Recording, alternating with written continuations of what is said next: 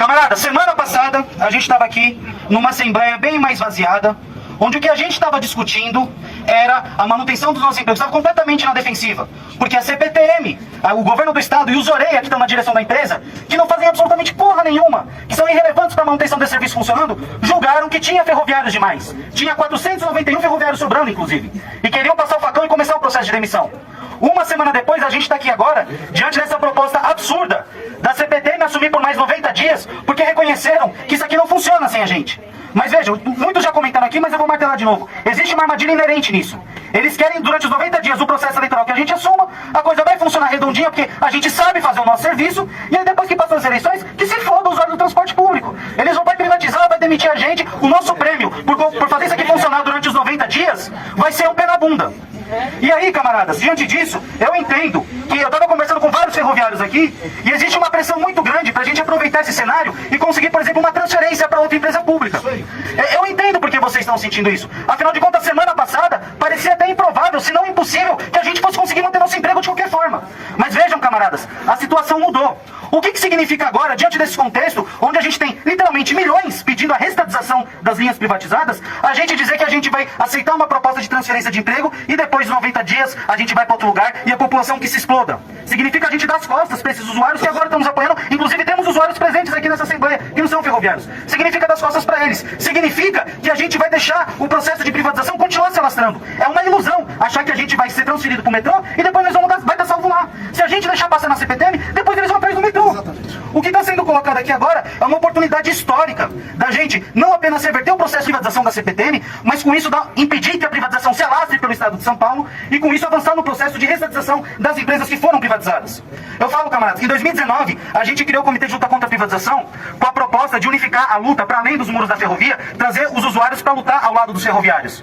7 anos depois e 2 demissões depois, eu digo que hoje, com certeza, a gente está em condição muito mais favorável de cumprir essa tarefa inicial que o comitê se propôs lá em 2019. A gente tem, como eu disse, um movimento agora com a privatização, com o caos que foi gerado, que expôs a falácia que significa a privatização. Então, camaradas, eu entendo que existe muita pressão para decidir por uma transferência, ao invés de lutar pela restatização, mas eu acho fundamental que a gente se coloque essa questão. Que mensagem a gente está passando para os passageiros se a gente falar para eles, bom, depois que a gente conseguir nosso emprego, nós vamos embora e boa sorte para vocês. O que vai acontecer com a gente quando a gente for para outra empresa pública que vai ser o alvo da próxima privatização? A gente tem a oportunidade de fazer história. E aí eu vi o pessoal falando aqui, preocupação com o pessoal da Trivia, porque cria essa rixa. E essa rixa não vem do nada. Os senhores de cima, os que ganham com essa privatização, bota a peãozada da CPTM para pegar a peãozada da Trivia. É isso que está acontecendo. A gente não pode cair nessa armadilha, camaradas. A gente deve responder isso o quê? O trabalhador da Via Calamidade, o trabalhador da Tic Tac, o trabalhador da Treva Trens, ele não deve ser penalizado no processo de restatização. Ele deve ser incorporado no quadro de funcionários da CPTM, igual a gente estava pleiteando ser incorporado no quadro de funcionários do metrô. A gente deve. É assim. É com essa política que a gente vai combater a divisão que estão tentando semear e enfraquecer o nosso movimento. É com essa política que a gente pode conseguir que vários Trivia não tentem operar e destruam a CPTM quando a gente entrar em greve. Então eu tenho acordo com essa proposta da gente entrar em greve, sim.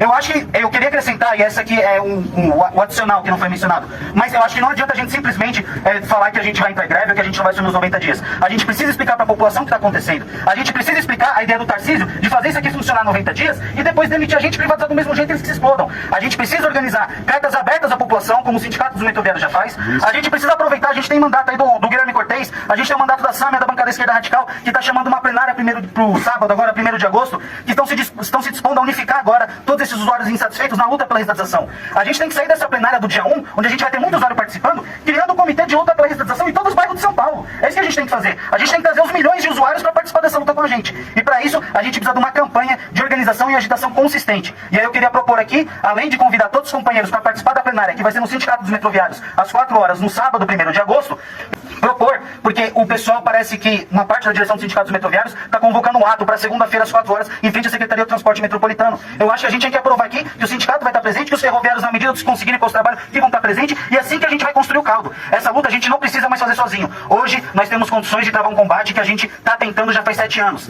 Semana passada...